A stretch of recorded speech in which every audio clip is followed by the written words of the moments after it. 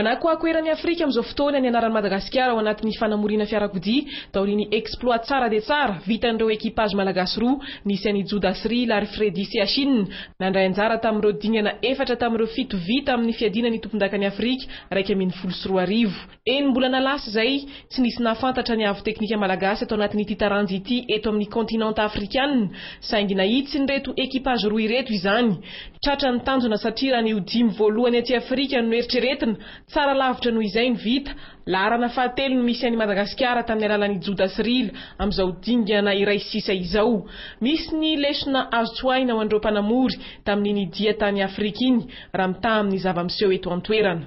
Eto Madagasikara no atao ny manche fahavalo farany amin'ity championnat d'Afrique amin'ny rally ity ny 5 hatra amin'ny 7 novambra izao. Tsy vaona amin'ny nataony hatramin'izay ireo ekipage malagasy ao anatin'izany fa ilalao hatramin'ny farany ary vonina hanome spektakla tsara ho an'ireo mpankafy. Fantatra fanamaly ny antso ho avy eto Madagasikara andray anjara amin'ity manche farany ity avokoa ireo kalaza rehetra eto Afrika amin'ity fanamorina fiarakodia ity ahitana ireo Zimbabweanina Rola, Conrad Rothenbach sy James Waite izay mitana ny laharana roa voalohany vonjimaika eo amin'ny filaharana ankapobeny hatreto.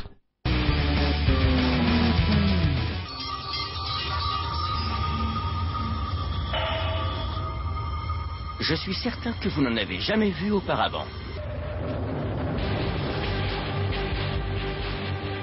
C'est une Orochi.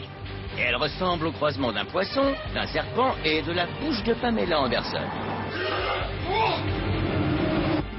Moi, je l'aime bien. Et elle coûte 51 000 €. Et elle est fabriquée par l'entreprise Mitsuoka. Vous n'en avez probablement jamais entendu parler, mais c'est un vrai constructeur japonais. Il est en fait le 10e plus gros constructeur du pays, après Toyota, Nissan, Honda et 6 autres.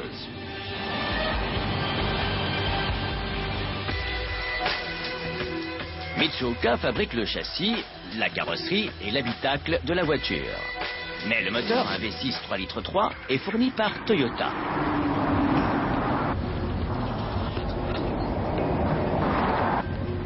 Elle a donc l'air d'une sportive, mais l'est-elle vraiment?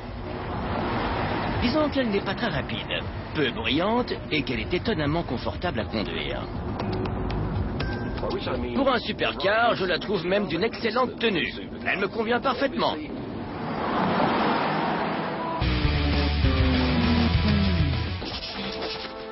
Cela soulève une question. Qu'a-t-on pour ce prix? Certainement pas un habitacle à la Zonda, mais rien qu'une collection de pièces Audi. Des options hors normes alors.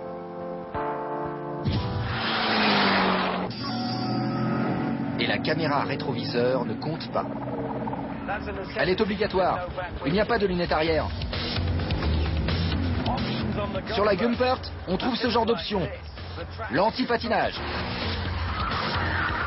Beaucoup de voitures ont un anti-patinage, mais celui de la Gumpert est particulièrement inhabituel.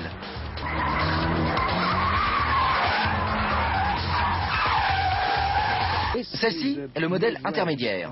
On doit l'appeler la Standard Plus, 700 chevaux. Elle possède un V8 4 litres 2 Audi doté d'un biturbo. Le tout enveloppé de fibres de carbone ultra légères. De 0 à 100, 3 secondes. Vitesse de pointe, 355 km/h. Voyons donc ce qu'on peut en tirer sur notre modeste circuit. Je suis déjà à 200 km/h. 280 km/h, ça va très très vite. 300 km/h. Je crois que je vais commencer à freiner. 300 km/h en 2 km 7 seulement. Et dans les virages, à condition de ne pas faire l'imbécile, elle est géniale.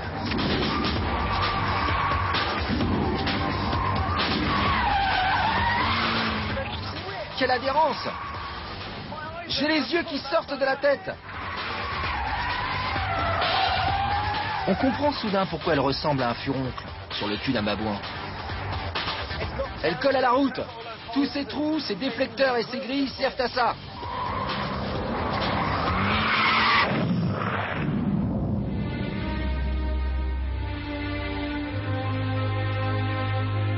Si on désire une voiture pour frimer devant le casino de Monte-Carlo, elle ne fera pas vraiment l'affaire. Beaucoup d'autres voitures conviendront bien mieux. Mais les Gumpert sont conçus dans leur petite usine allemande pour un autre destin, la course urbaine.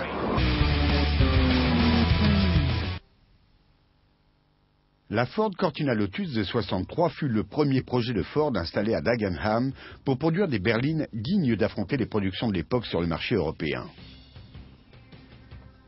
Le bloc moteur double arbre 1500 cm3 de la Cortina fut conçu par l'ingénieur Harry Mundy. Il fut choisi par Colin Chapman pour équiper la Lotus Elan. Chapman et Ford avaient bien compris tout le potentiel de ce moteur et avaient envisagé d'en équiper une version sport de la berline. Cosworth développa donc le moteur pour le rendre plus conforme à un usage routier et Ford fut ainsi propulsé dans le monde des berlines à vocation sportive. Autant dans les courses sur circuit qu'en rallye, la Cortina Lotus laissera une trace dans l'histoire de ces deux disciplines. Bengt Thunderstorm et Gunnar Palm firent parler d'eux avec un modèle totalement de série au Monte Carlo 66.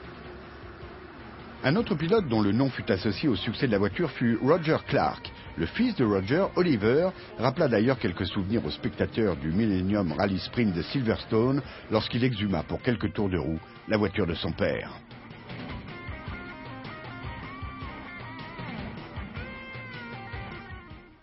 Après avoir créé la Cortina Lotus et l'avoir conduit de nombreuses fois à la victoire, Ford décida d'implanter les organes mécaniques de ce modèle dans le châssis de l'Escort. C'était en 68 et Ford créa ainsi l'Escort Twin Cam. Ce fut le début d'une épopée et le commencement d'une lignée qui conduisit en 70 à la création de l'Escort RS 1600 et de la RS 2000 en 73.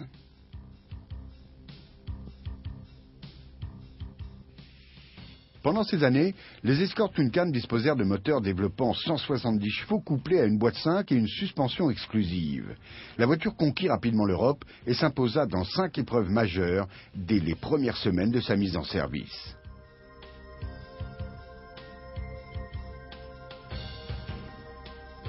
Les Twin Cam remportèrent non seulement les 1000 lacs 3 fois de suite, mais elles inscrivirent aussi à leur palmarès une épreuve aussi prestigieuse que le Londres-Mexico de 70. Pour cette épreuve particulièrement longue, les Escorts avaient été spécialement préparés avec des moteurs 1,8 litre beaucoup moins pointus que les double arbres. Cette décision fut incontestablement la bonne, puisque Hannu Mikkola remporta le titre avec ce modèle, qui finit également aux 3e, 5e et 6e places. En mémoire de ce résultat, une version baptisée Escort Mexico vit le jour et fut mise en vente peu après.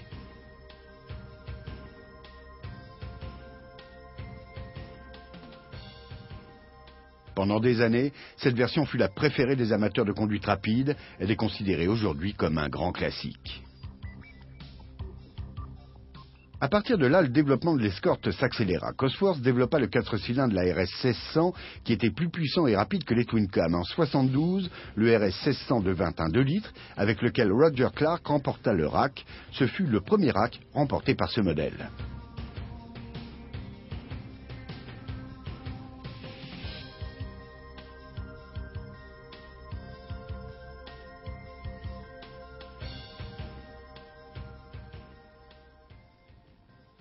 Pas très différente d'une 1600, quoique largement restylée, la 1800 devint l'une des voitures de rallye les plus titrées de son temps. D'abord pour l'usine, entre 75 et 79, puis ensuite aux mains de pilotes privés jusqu'en 82.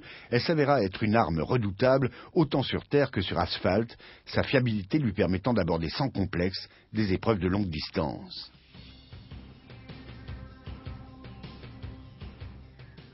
Comme la 1600, elle disposait d'un moteur de 250 chevaux, d'une boîte à 5 rapports, et grâce à la simplicité de sa conception, elle fut l'une des voitures favorites des écuries privées. L'Escort Mark II remporta le titre constructeur en 79 et fut conduite à la victoire par de nombreux champions entre 79 et 81. Entre les mains des pilotes d'usine, elles furent très compétitives. La liste de leurs victoires est impressionnante. Non seulement elles s'imposèrent 5 fois au Safari Rally, mais aussi à l'Acropole, au Mid-Lac, en Nouvelle-Zélande, à Chypre au Brésil et sur toutes les épreuves européennes, et cela à plusieurs reprises.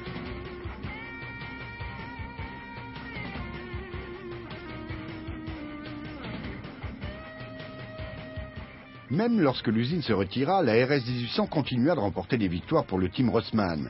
Le très populaire Harry Vatanen devint champion du monde en 81 dans l'une de ses voitures et une autre de ses voitures fut bien près d'apporter un nouveau titre à Ford la même année.